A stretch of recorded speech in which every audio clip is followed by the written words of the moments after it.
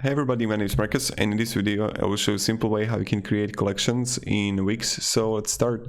The first thing you want to do is in simple collections, and when you're gonna be here, click on store products, and then you're gonna see collections here, right? And now click here plus, and you have a collection one, and let's just name it, I don't know, physical products, and add a product, and you can simply like dome add, and voila, this is how you do it. So you just add here the collection image if you want to, whatever, right? And this is pretty much how you do it. And then just click save.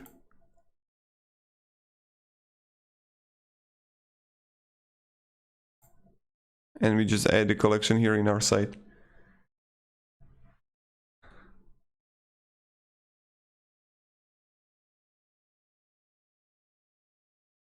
And like this is pretty much it, guys. It's going to load for a while now, but this is it. So thank you very much everybody for watching.